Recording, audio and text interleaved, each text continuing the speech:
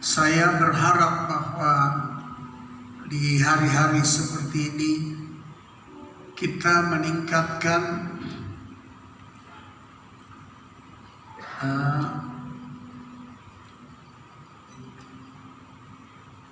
perhatian kita kepada kebenaran firman Tuhan dan khusus keempat Injil yang berbicara tentang pengorbanan Yesus bagi kita. Sebab Tuhan Yesus datang bukan untuk dilayani, tapi Dia datang untuk melayani kita. Nah, Bapak Ibu dan saudara-saudara yang saya kasih dalam Tuhan Yesus Kristus,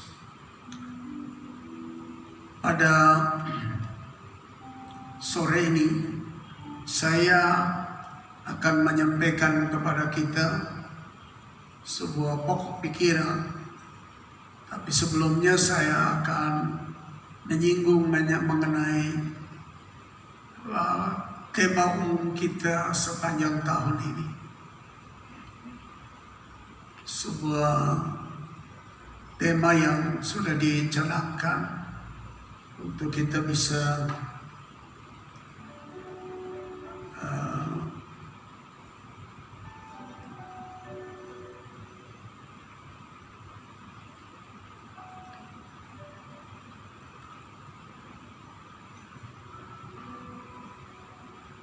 coba memeriksa keadaan kita. Apakah kita telah mengalami apa yang disebut dengan everything must be changed, yang coba diilustrasikan seperti ini. Sebuah benih yang ditanam, dia tidak mengalami perubahan, yaitu pertumbuhan, maka benih itu mati. Barangkali kelihatan benih itu bagus, tapi kalau dia tidak berubah dari from seed to blade, blade to branch, branch to flower, flower to fruit, maka benih itu mati. Tapi waktu dia mengalami perubahan dari benih, tumbuh, tunas, lalu carang-carang, lalu berbunga, lalu berbuah, dan itu endingnya memberi hasil kepada si penanam, maka itu perubahan yang diharapkan. Jadi 2021 kita fokus kepada pemeriksaan diri kita sendiri. Apakah kekristenan kita yang kita sudah lewati itu mengalami perubahan menuju kepada apa yang Tuhan bilang menurut yang diangkat firman Tuhan yang ditulis Tuhan bicara melalui Paulus dalam Roma pasal 8 yang berkata kami dipanggil harus mengalami perubahan untuk dipilih, dari dipilih ditetapkan, dari ditetapkan untuk hasilnya our face like His Son, beloved Son, Jesus Christ. Sampai wajah kita, sampai rupa kita akan menjadi sama seperti anaknya yang dikasihi, yaitu Yesus Kristus. Kita akan memeriksa keadaan kita di tahun 2021 ini. Kalau hati kita belum mengalami perubahan untuk mengampuni, memaafkan, hati kita belum mengalami perubahan untuk tidak gampang memikirkan yang cemar dan kotor. Tangan kita belum mengalami perubahan untuk dari satu perbuatan yang tidak baik menuju perbuatan yang baik. Langkah kita tidak mengalami perubahan dari langkah menuju kepada dosa dan kematian menuju kepada kehidupan. Maka tema tahun ini 2021, everything must be changed, itu mengharap dia mengiang-ngiang di dalam otak, hati, dan jiwa kita. Our aim in 2021, always and every hour, every minute, speak in our heart and our mind. Jadi kita harap tema ini setiap jam, setiap saat bicara di hati, di pikiran kita, di perasaan kita, supaya kalau kita temukan we meet something miss in our heart and our life, kita menemukan sesuatu yang dilupakan dari hidup, di dalam hidup kita, itu cepat kita memperbaikinya. Nah,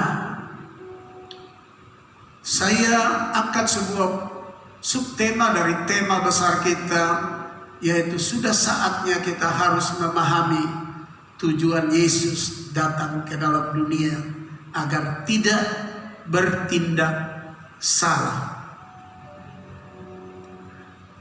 Sekali lagi, it is the time we must have knowledge to know purpose of Jesus come into the earth in order we not act wrong in our life. Jadi kita harus, sudah saatnya, ini sudah waktunya, kita harus memahami tujuan Tuhan datang ke dalam dunia agar kita tidak bertindak salah. Nah, saya akan baca dari apa yang ada di dalam Matius pasal 16 mulai ayat 21. Sejak waktu itu Yesus mulai menyatakan kepada murid-muridnya bahwa ia harus pergi ke Yerusalem dan menanggung banyak penderitaan dari pihak tua-tua, imam-imam kepala, dan ahli-ahli Taurat, lalu dibunuh dan dibangkitkan pada hari ketiga. 22. Tetapi Petrus menarik Yesus ke samping dan menegur dia. Katanya, saya ulang lagi ya. Tetapi Petrus menarik Yesus ke samping dan menegur dia. Berani-berani juga Petrus ya. Katanya,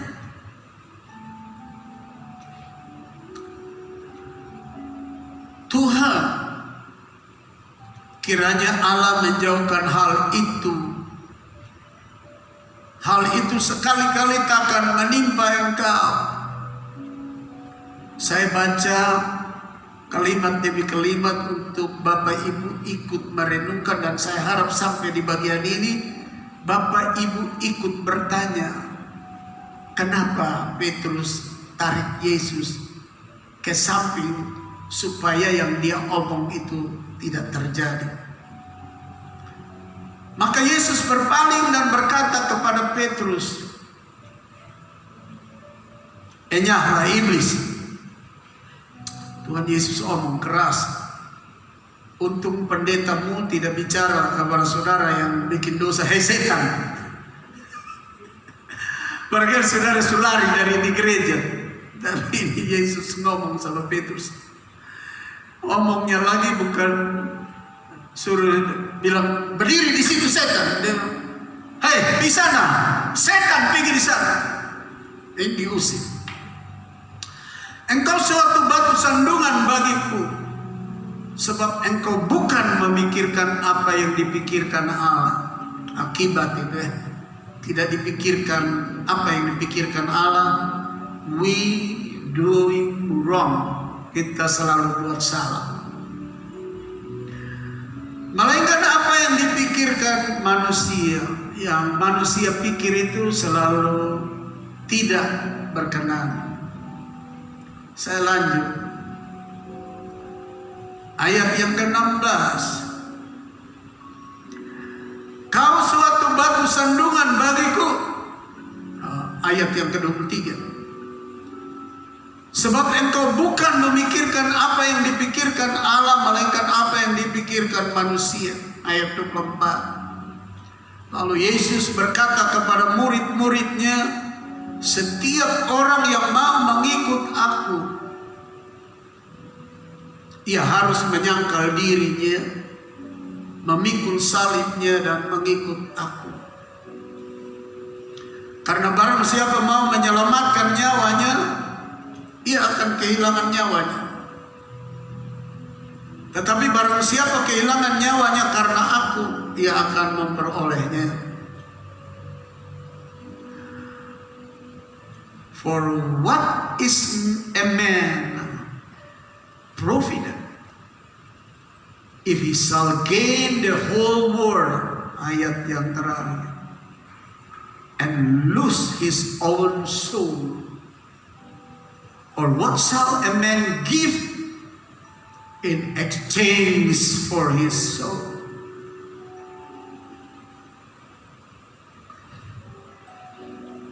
Dan apakah yang dapat diberikannya sebagai ganti nyawanya? Jadi apa gunanya memperoleh seluruh dunia tetapi kehilangan nyawanya? Dan apakah yang dapat diberikannya sebagai ganti nyawanya?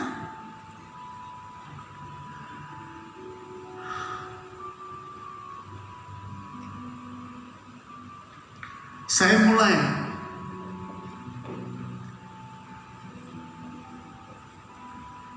ini tinggal beberapa saat lagi Yesus akan mengalami masa yang kita peringati dengan Good Friday pada tanggal 2 April nanti, atau Jumat Agung,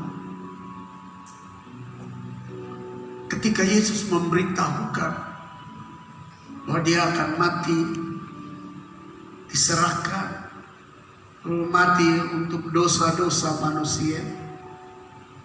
Ayat 22 mengatakan, tetapi Petrus menarik Yesus ke samping dan menegur dia. Katanya, Tuhan, kiranya Allah menjauhkan hal itu. Hal itu sekali-kali takkan menimpa engkau. This shall not be unto thee, not fall unto thee. Ada satu pertanyaan yang besar.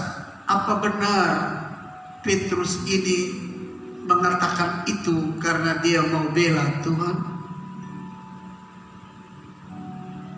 Apa benar tindakannya itu karena dia mau jaga Tuhan? Apakah tindakan dia itu benar dia mau melindungi dan memproteksi Tuhan? Saya rasa Anda bisa jawab.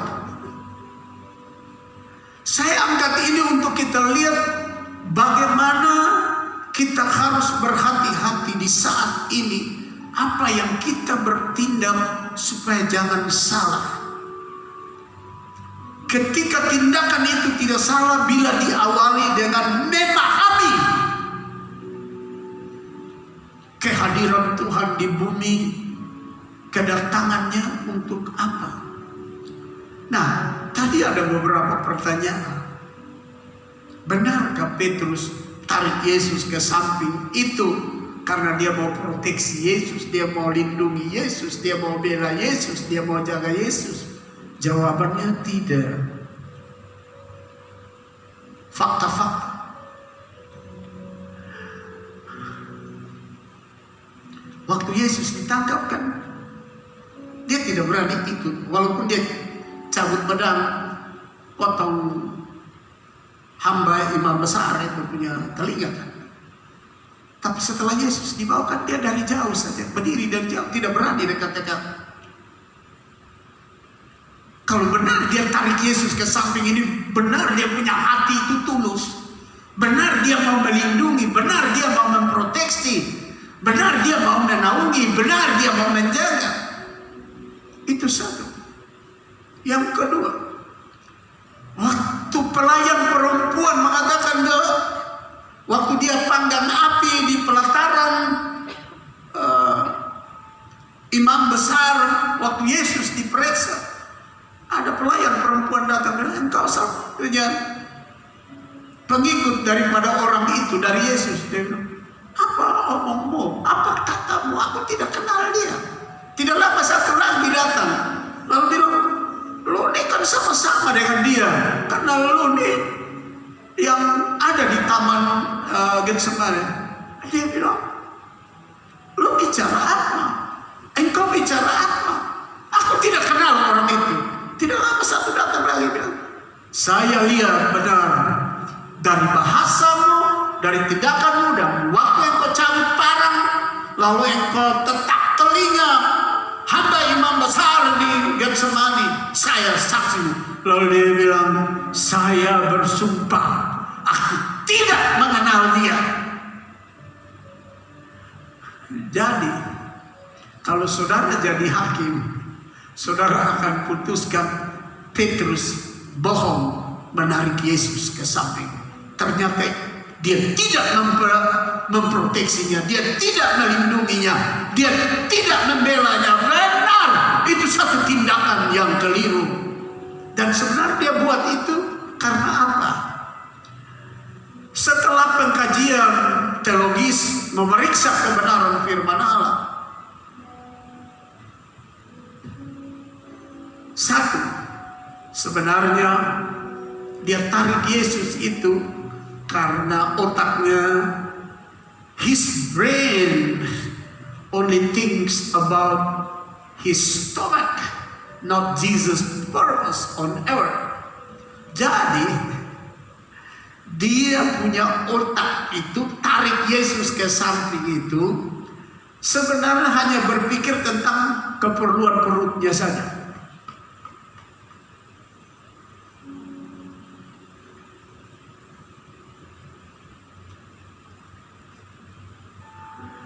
Karena dia pikir kalau Tuhan Yesus mati, kita lapar mati semua. Jadi yang dia pikir perutnya saja. Yang dia pikir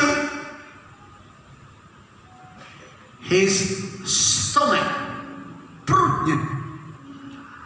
Dia tidak berpikir kedatangan Yesus ke dalam dunia ini for what? Untuk apa? Sudah hampir 3 tahun setengah. Karena ini beberapa hari lagi Yesus sudah masuk ke Getsemani. Lalu dia ditangkap. Belum mengerti juga. Padahal ini sudah harus saatnya dia mengerti. Yesus datang untuk apa? Dia tidak ikut berpikir tentang kedatangan Mesias anak Allah yang dinubuatkan, yang dikatakan oleh para nabi waktu kelahirannya, waktu pelayanannya. Dia datang sebagai juru selamat untuk menyelamatkan. Dia datang sebagai gembala domba untuk menyelamatkan domba, bahkan domba-domba yang tersesat dia akan bawa pulang. Jadi tindakan dari Petrus ini hanya pikir saja perutnya. Waduh, kalau Yesus mati, Yesus sudah pergi, kita susah banyak. Kita mau makan dapat dari mana? Sedangkan dalam pasal 14 sebelum pasal 16 ini, Yesus sudah bikin mujizat yang besar. Orang tidak ada roti, tidak ada makanan, 4.000 orang bisa dikasih makan dari 7 ketul roti dan sedikit ikan. Wah, kalau bos ini mati, kita susah dapat makan, kita susah dapat minum. Apalagi semua orang Yahudi, orang Israel sudah tidak suka sama kami karena kami ikut sama Yesus.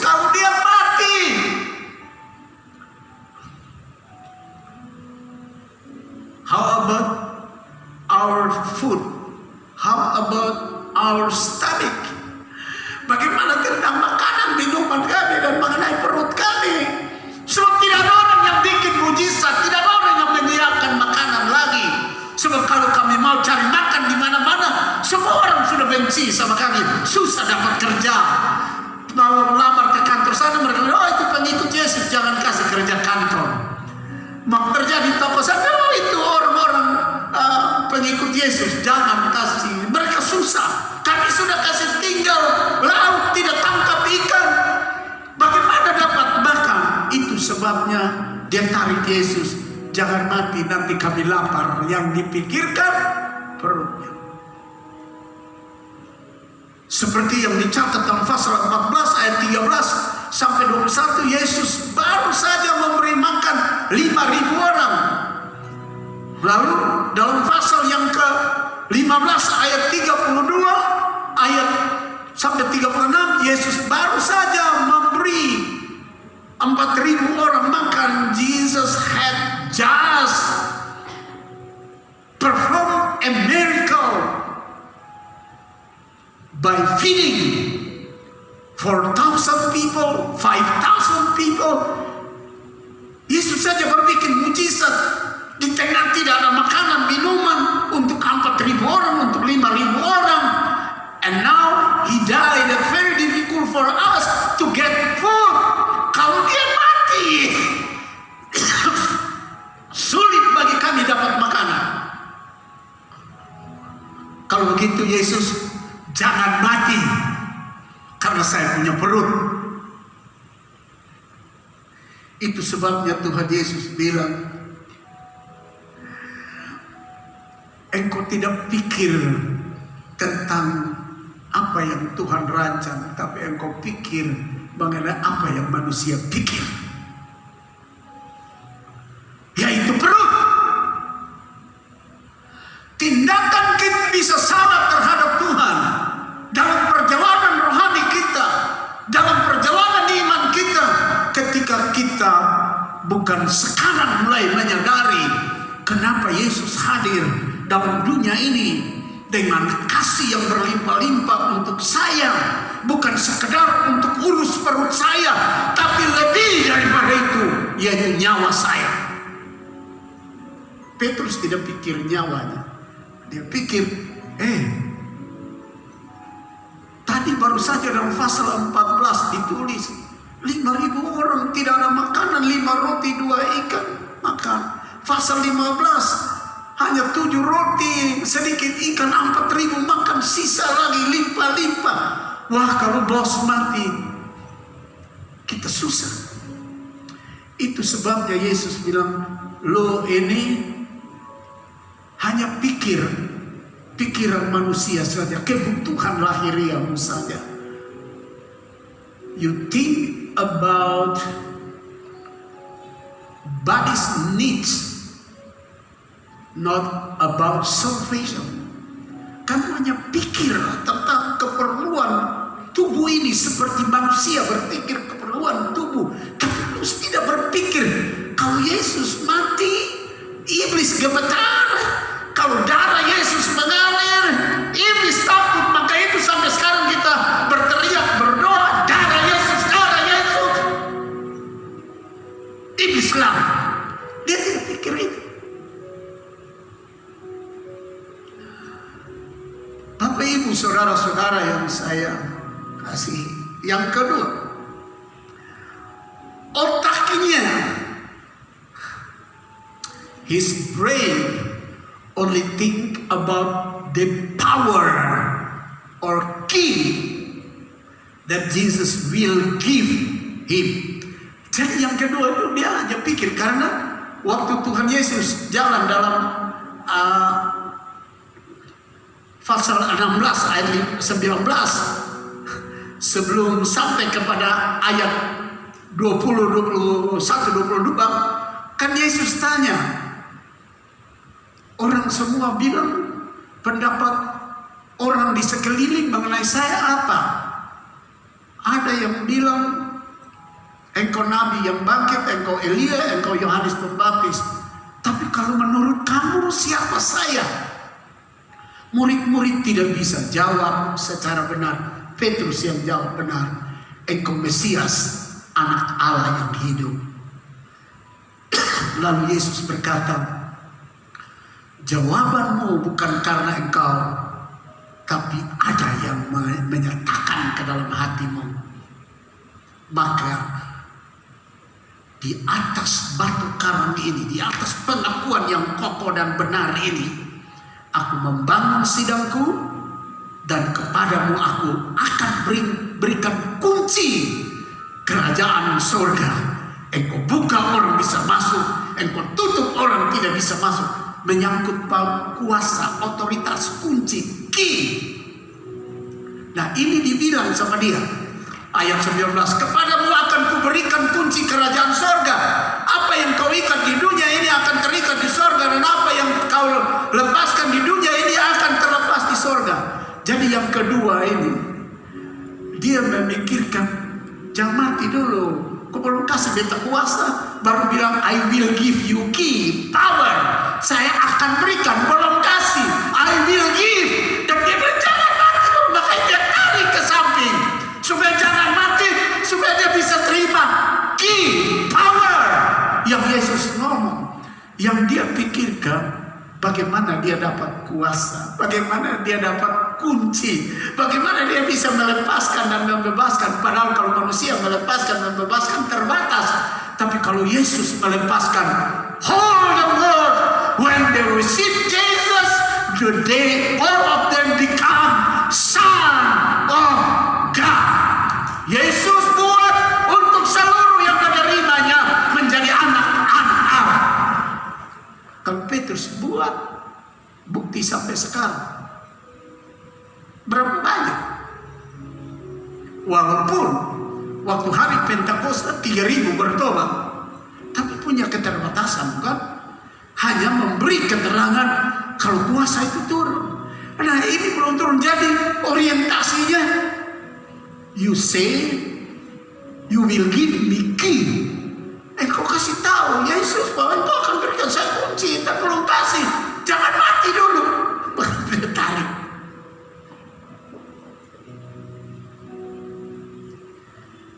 Nah, Bapak Ibu saudara-saudara yang saya kasih dalam Tuhan Yesus Kristus, kalau kita melihat ini semua, kita mendapatkan murid yang ikut Yesus 3,5 tahun.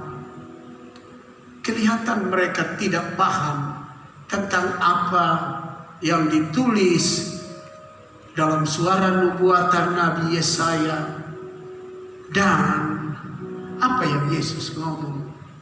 Sebelum saya baca Matius pasal 10 ayat 45, saya baca dulu Yesaya 53 ayat 3 mulai. Ia dihina dan dihindari orang, seorang yang penuh kesengsaraan dan yang biasa menderita kesakitan. Ia sangat dihina sehingga orang menutup mukanya terhadap dia, dan bagi kita pun dia tidak masuk hitungan. Tetapi sesungguhnya penyakit kita lah yang ditanggungnya dan kesengsaraan kita yang dipikulnya.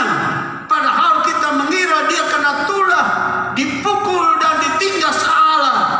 Tetapi dia tertikam oleh karena pemberontakan kita, dia diremukkan oleh karena kejahatan kita. Ganjaran yang mendatangkan keselamatan bagi kita ditimpakan kepadanya, dan oleh bilur-bilurnya kita menjadi sembuh. Dan karena pemberontakan umatku ia kena tulah. Ayat berikutnya dulu saya baca, sebelum baca Efesus 1 ayat 7 ayat 6. Kita sekalian sesaat seperti domba, masing-masing kita mengambil jalannya sendiri, tetapi Tuhan telah melimpahkan kepadanya kejahatan kita sekalian. Dia dianiaya, tetapi dia membiarkan diri ditindas dan tidak membuka mulutnya seperti anak domba yang dibawa ke pembantaian, seperti induk domba yang keluh di depan orang-orang yang mengguntingi bulunya. Ia tidak membuka mulutnya, ia tidak buka mulut, ia tidak mengeluh. Tapi Petrus mengeluh, Petrus tarik ke sebelah. Kalau mereka saja bisa baca dan tahu suara nubuatan ini, waktu Yesus omong begitu, mereka bukan ada pada posisi tarik Yesus undur, tapi mereka akan bertekun di dalam doa supaya Yesus dalam keadaan manusia sejati makin kokoh dan kuat. Tapi itu dia, bos tukang bikin makanan banyak, bos janji untuk berikan kuasa, belum kasih dia bilang dia mesti mati. Kalau saja mereka baca ini, mereka bilang iya, dia mati untuk menyembuhkan. Dia mati karena dia tanggung dosa kita. Dia mati, dia dihina karena pelanggaran kita. dia sendiri tidak mengeluh, dia sendiri tidak bertindak menjauhkan diri. Kok kenapa saya bisa bertindak menjauhkan, membuat sebuah tindakan untuk karya penebusan tidak terlaksana? Itu sebabnya Tuhan Yesus bilang,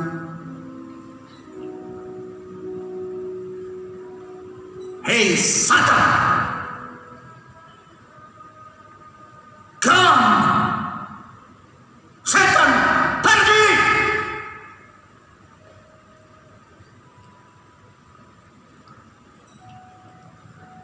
Bapak, Ibu, dan saudara-saudara, ini sudah saatnya kita mesti berpikir penuh pengertian.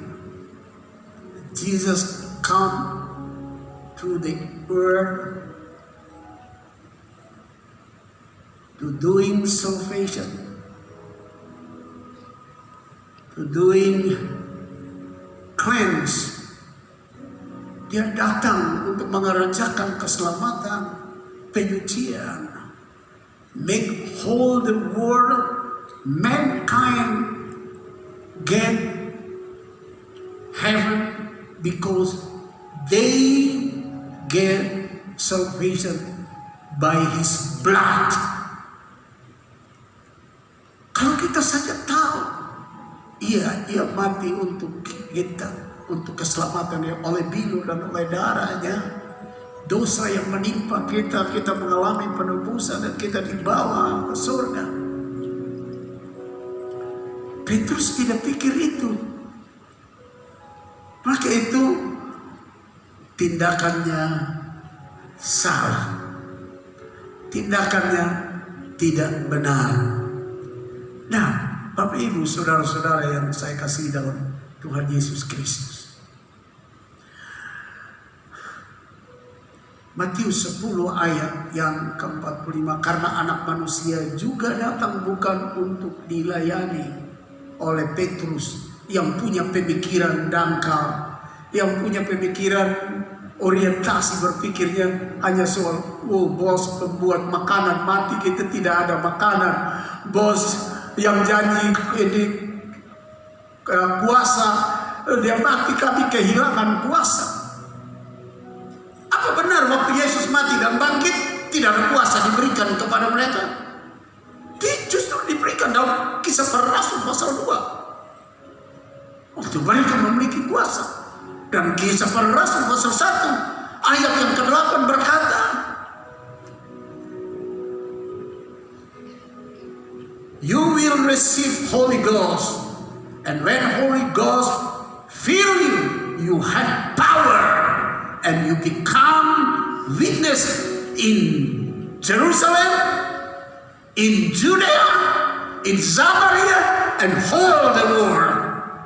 Kamu akan menerima kuasa.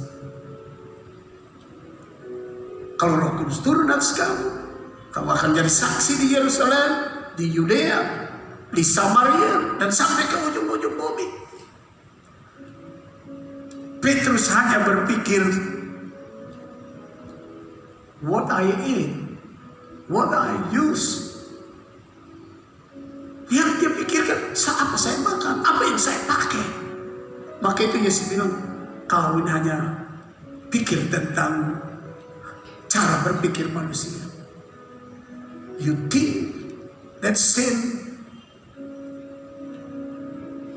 with all human beings think about human thinking.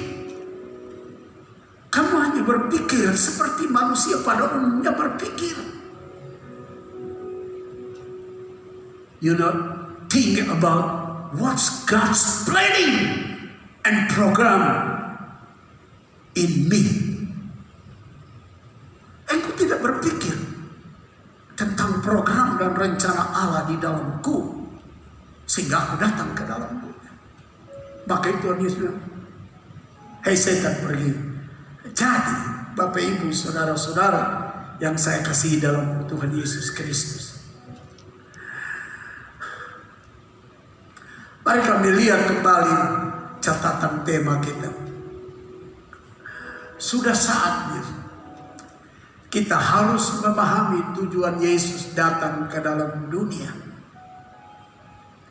agar tidak bertindak salah.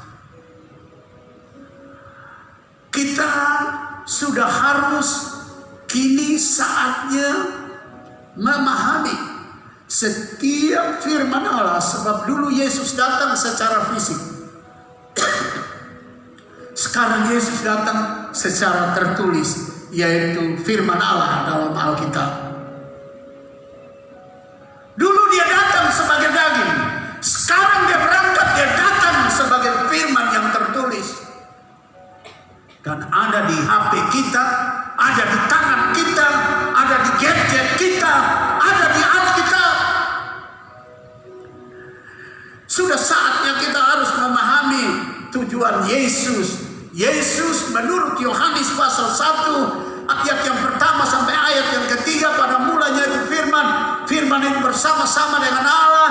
Firman itu menjadi manusia, dan tanpa firman itu tidak ada satupun yang terjadi. The word, in the beginning is the word, and the word with God, and word become man, and without word anything not created. Firman itu pada mulanya adalah firman. Firman bersama-sama dengan Allah. Dan tanpa firman itu tidak ada yang di-create, tidak ada yang diciptakan. Dan firman itu telah menjadi manusia. Dan waktu manusia, Yesus itu sudah berangkat ke surga, kembali kebenaran firman itu nyata tertulis bagi kita sekarang. Dialah Yesus. Dialah Kristus. Oleh sebab itu, subtema kita, sudah saatnya kita harus memahami tujuan Yesus atau firman itu datang ke dalam dunia, datang kepada kita, datang kepada gereja, supaya jangan kita salah bertindak seperti Petrus salah bertindak, sehingga kita jadi orang Kristen sudah lama. Long time ago we already become Christian.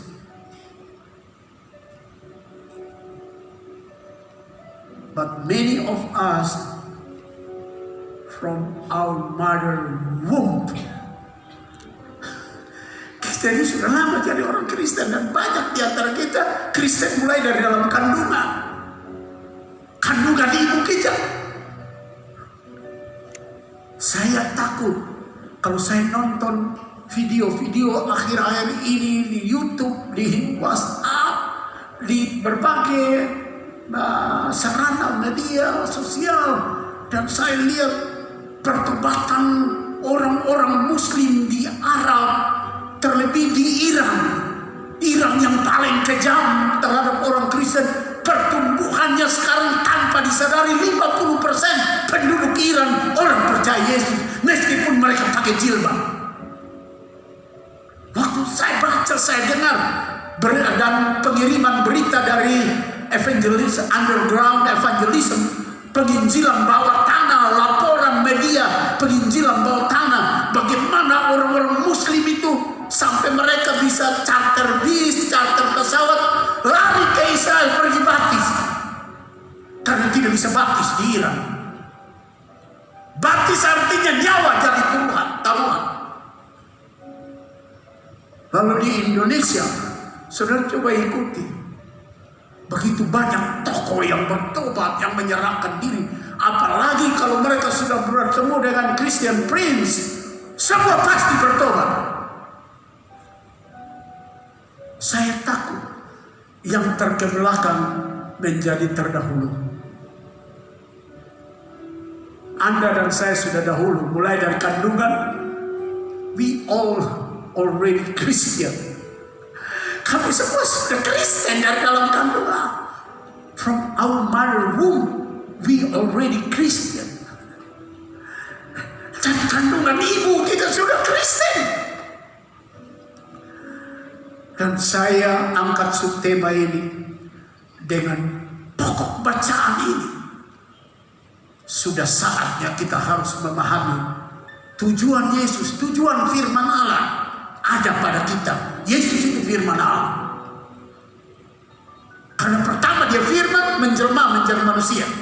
Sudah mati dan menyelesaikan kerja keselamatan bagi kita.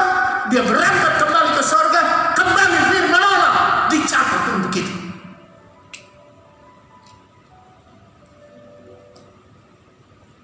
Maka itu ada di bagian ayat yang lain. Ketika tiba saatnya firman itu yang akan menghakimi kita.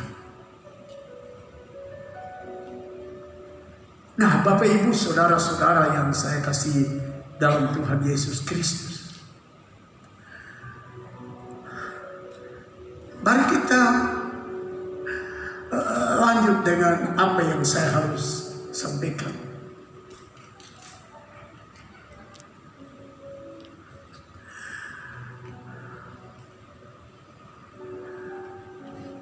Number one, change your bride. Not to think whole in your life about food. Jangan terus berpikir hanya sepenuhnya dalam hidup kita soal makanan. You still remember Matthew chapter 4 verse 4. Anda masih ingat Matius pasal 4 ayat 4. Man not live by bread only,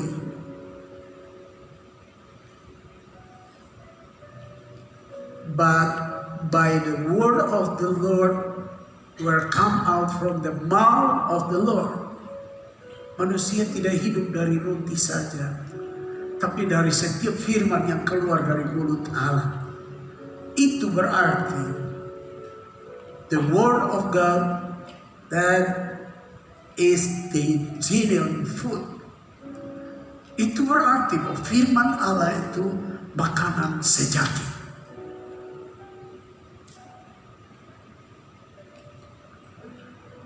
Change our brain, change our heart, change our mind, and all mindset we must change. Harus ada perubahan supaya kita tidak berbuat salah. Karena Petrus berpikir soal mujizat 5.000 orang makan roti berlimpah dalam pasal 14, dalam pasal 15. Dia berpikir bahwa Tuhan janji kasih kuasa, tapi dia lupa. When the power from the Lord give to someone, bila kuasa itu diberikan kepada seseorang, kapan? Dia harus mati, dia harus bangkit. Dan setelah dia bangkit, baru dia bilang. Yang dia bilang kepada Petrus itu, I will give you key, power. Belum saatnya, tapi Petrus sudah pikir, ini sudah saatnya, jangan mati dulu. Yesus bangkit dari antara orang mati, menyatakan diri, lalu pernyataan diri terakhir di Bukit Zaitun. Lalu dia berkata, kamu akan menerima kuasa, saya akan berikan. Tapi prosedurnya, kriterianya, aturannya, you must return to the city and wait there. I will send to you Holy Ghost. Kamu harus kembali dari Bukit Zaitun ke kota, tunggu di sana, saya akan mengirim kuasa itu kepadamu. Tapi Petrus barangkali sudah ingin cepat-cepat dapat. Sebab memang dia kalau lihat spiritnya, semangatnya, jiwanya, orangnya suka cepat-cepat, buru-buru. Ngomongnya juga cepat-cepat, jawabannya juga cepat-cepat, tindakannya juga cepat-cepat. Baik yang baik, baik yang salah pun cepat-cepat. Seperti dia menyangkal Tuhan cepat-cepat, sumpah.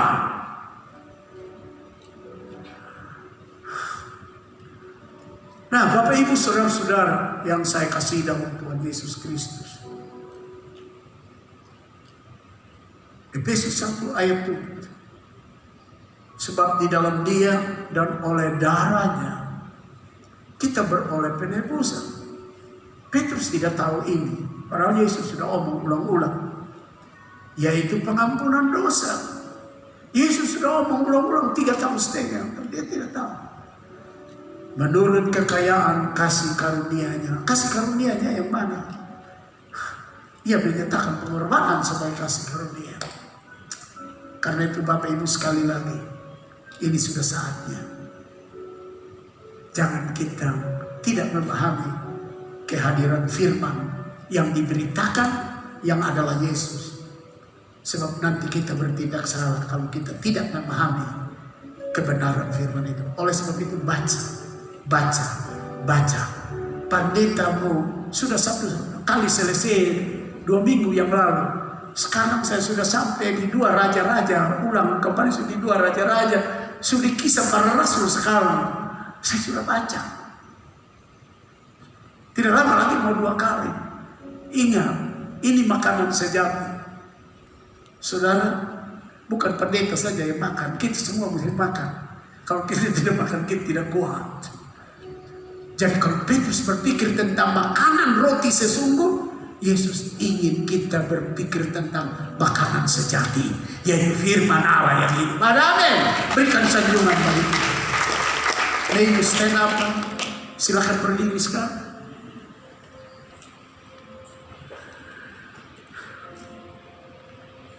Kita akan tunduk sejenak. Mari tunduk sejenak.